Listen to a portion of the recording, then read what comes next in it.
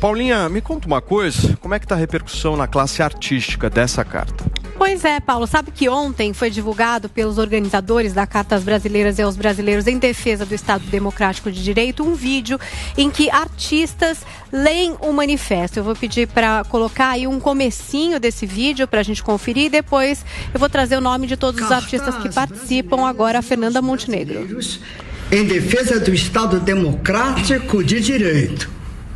Em agosto de 1977, em meio às comemorações do 60º... Bom, aí a gente está vendo a Marisa Monte fazendo parte dessa leitura. Também participam dessa leitura da carta Anitta, Daniela Mercury, Nando Reis, Duda Beat, Maria Gadu, Luísa Sonza, Wagner Moura, Djavan, Paulo Betti, Juliette, Caetano Veloso, Maria Bethânia, Chico Buarque, Gal Costa, entre tantos outros nomes. E muita gente chamou a atenção para que a grande maioria, a enorme maioria, pelo menos todos que participam dessa leitura, declararam voto ao candidato Luiz Inácio Lula da Silva. Segundo os organizadores, o objetivo do vídeo é gerar engajamento e convocar novas adesões aí para a assinatura da carta. Paulo. Muito bem, Paulinha. O nosso Ursão já está conectado. Guguinha, Zoe, bom dia para vocês. Dia. Eu só fiquei olhando a cara do Ursão enquanto passavam os artistas aí. É muito engraçado. Eu queria que tivesse um react aqui no Morning Show só para vocês verem aí o rosto de cada um de vocês.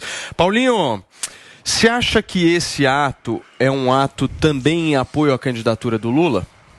Pô, será? Eu lembro quando eu falei aqui a primeira vez que isso era uma carta, essa carta era um manifesto da esquerda, disfarçado, um estelionato, uma propaganda eleitoral antecipada, um estelionato, uma nova cartinha aos brasileiros. E eu falei assim, mas isso é uma carta, isso é da esquerda. E aí houve risadas, até viralizou na internet quando eu disse, não, essas pessoas são de esquerda. Aí agora a gente mostra, né? Aí, Fernando Haddad, Márcio França lá, Caetano Veloso, Fernanda Montenegro, Anitta, Chico Buarque, Gal Costa. Eu fiquei, é claro, qualquer pessoa que tem um pouquinho mais, seja um pouquinho mais velho, vai lembrar daquele, não sei se dá até para colocar no ar, porque é antigo, aquela propaganda do Lula com os artistas gritando, cantando Lula lá, acho que isso foi o quê? 89? Alguma coisa assim? Os artistas cantando Lula lá, com sinceridade, Lula lá, mesmo, todos esses artistas, vários deles estão aí, vários deles ainda estão vivos e continuam e estão aí assinando essa cartinha. Então, eu acho que já dá pra gente parar de fingir que isso é uma carta pela democracia. Uma das maiores tragédias que aconteceram nos tempos recentes foi o fato da esquerda ter capturado a palavra democracia. Isso não aconteceu só no Brasil, não. Fiquem tranquilos. Isso é importado aqui dos Estados Unidos. Todos os Democracy Institutes aqui, Institutes for Democracy, Institutes for Protection of the Democracy, tudo dominado pela esquerda, financiado por bilionários de esquerda, todos.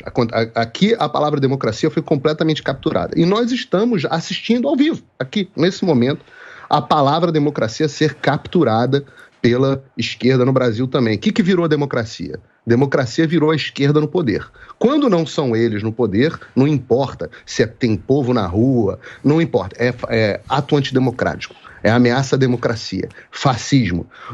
O medo que essas pessoas têm, que essa elitezinha aí tem do povo normal, da população comum, é assustador. E é por isso que eles têm que agir censurando as pessoas que se manifestam através das suas redes sociais. Só pode veículo tradicional limpinho de imprensa. Por isso que, não importa quais são as manifestações de esquerda, tá tudo certo. MST pode invadir STF, pode invadir fazenda, pode fazer o diabo. Tudo dentro da democracia. Mas quando um bando de tiazinha do Zap se reúne para ir para a praia de Copacabana ou para a Avenida Paulista, aí é ato antidemocrático, perigo para a democracia. Então, desculpa, hoje quando eu ouço a palavra democracia na boca desses caras, a minha vontade é falar assim, vai lavar a boca antes de usar essa palavra de novo. Muito bem. Paulinha, você quer fazer alguma observação? Não, só queria trazer um ponto, acho que o Paulo pode endereçar, a Zoe e o Guga também.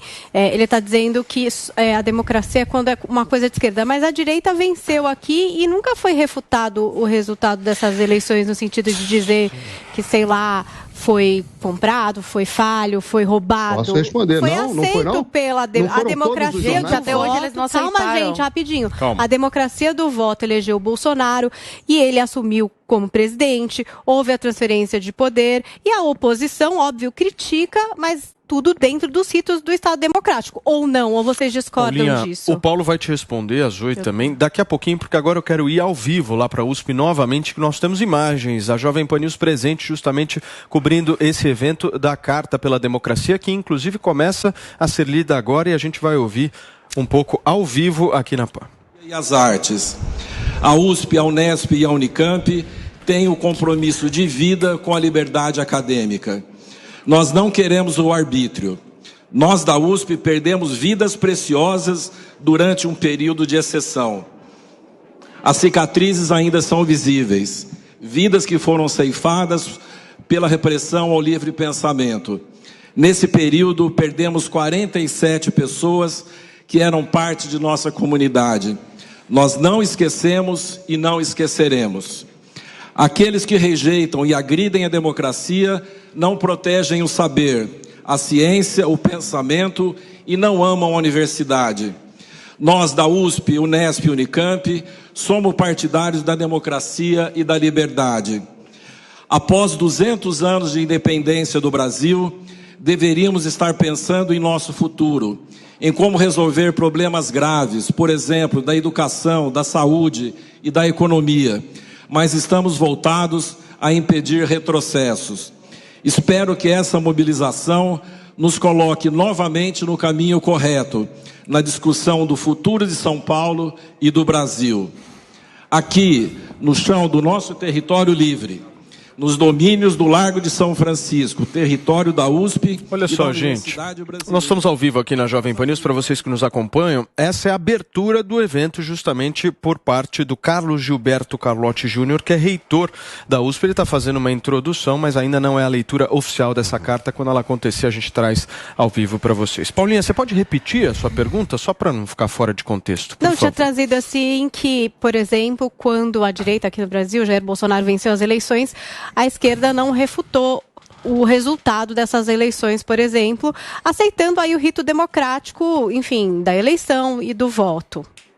Então, além de aceitar o resultado da eleição, a Dilma aceitou também um impeachment, que ela dizia que era golpe. O Lula aceitou por uma cadeia que ele dizia também que era armada e que depois, inclusive, anularam a condenação dele. Então, você vê que a esquerda, por mais que tente ser taxada como antidemocrática, ela aceita todos os ritos, até aqueles que ela diz que está sendo armado contra ela. Aceitou impeachment, aceitou o resultado da urna, aceitou a prisão do Lula. Quem não está querendo aceitar o resultado das urnas, quem diz isso explicitamente, quem fala que as urnas podem ter falhas, quem coloca o sistema de votação em dúvida é o Jair Bolsonaro. E agora a gente está vendo uma reação a isso. Tem esse comentário, tem essa visão de que, olha, quando tem uma manifestação da esquerda, querem taxar de esquerda essa manifestação, ela é coberta pela imprensa da maneira como dizendo que é uma manifestação democrática. A direita é taxada de antidemocrática. Mas as manifestações da direita taxadas de antidemocráticas são aquelas que pedem pela volta do AI-5, que pedem para fechar o STF. Isso aconteceu. A imprensa apenas relata o que está acontecendo. Olha, de um lado, tem uma manifestação que pediu a volta do AI-5, que pediu o fechamento do STF. E isso é uma manifestação antidemocrática. Do outro lado, tem uma carta a favor da democracia, pedindo para se aceitar o resultado das urnas. Portanto, uma manifestação a favor da democracia. Para mim, isso é um trabalho óbvio de se fazer. São os fatos que estão sendo relatados. Hoje, a gente está vendo 45 anos depois, a sociedade civil tendo que reagir de novo, tendo que fazer novamente uma carta para defender a democracia, algo que já parecia consolidado, algo que já estava na mente de todos como uma coisa que não poderia mais haver retrocesso, mas está sim tendo retrocesso. Inclusive o Brasil caiu no ranking mundial de democracias. O King Colleges, que é uma das maiores universidades do mundo, lá de Londres, ela vai participar hoje desse ato pela democracia. Ela vai fazer uma leitura da carta, ela já foi traduzida para o inglês, simultânea lá na Inglaterra. E não é porque eles são de esquerda, é porque eles sabem que esse é um momento importante, é porque eles estão em conluio, em defesa da democracia do Brasil. O Brasil é um país que, se a democracia aqui está em risco, isso acaba afetando também países vizinhos. O Brasil é um país importante, então está todo mundo de olho. Sim. E é curioso que querem dizer que é uma manifestação a favor do Lula. Mas olha quem já assinou essa manifestação. Os presidenciáveis que já assinaram. Tem o Felipe Dávila, do Novo, que é uma pessoa que faz muita oposição ao Lula. Tem a Soraya Tronic, do União Brasil, que é um partido de direita. Temos também a Simone Tebet, que é alguém que vai fazer, pelo menos no primeiro turno, oposição ao Lula. Tem o Ciro Gomes, que tem batido no Lula. Então, não dá para você dizer que é uma carta para o Lula, favorável à esquerda. Isso tem gente de todos os espectros políticos, inclusive tem 2.000 militares que assinaram essa carta, tem 8.000 policiais que assinaram essa carta, tem banqueiros que assinaram essa carta, tem empresários. Muitos discordam do PT, muitos foram contra o PT, mas eles são a favor da democracia, porque essa é uma carta em defesa de um Estado democrático de direito, é um revide aos ataques de Jair Bolsonaro. Muito bem, olha só, Guga, nesse exato momento fala na USP o professor Oscar Vilhena e a gente acompanha ao vivo aqui na Jovem Pan. Foram capazes, de uma maneira sublime, generosa, transcender as suas diferenças, transcender as suas lutas, para se juntar numa única luta, que é a luta pela democracia. Estado de Direito sempre. Bem, nós ouvimos o professor Oscar Vilhena, professor da Universidade de São Paulo, certo? Ô Paulinho, por favor, traz uma rápida observação aí a respeito disso que o Guga falou e principalmente dessa fala do professor Oscar Vilhena. Eu queria responder a Paulinha, eu não sei se a Zoe quer falar antes de mim, mas eu queria responder a Paulinha, ela fez perguntas que eu acho muito oportunas. Pode trazer, Paulo, pode trazer. Então vamos lá.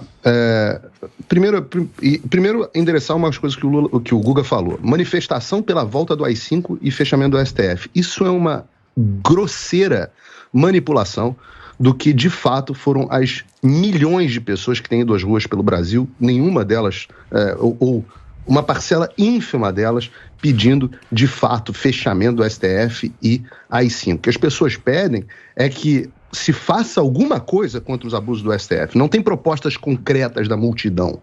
As pessoas querem que se faça alguma coisa contra os avanços do STF, contra os outros poderes e as violações da democracia. Só que o que acontece?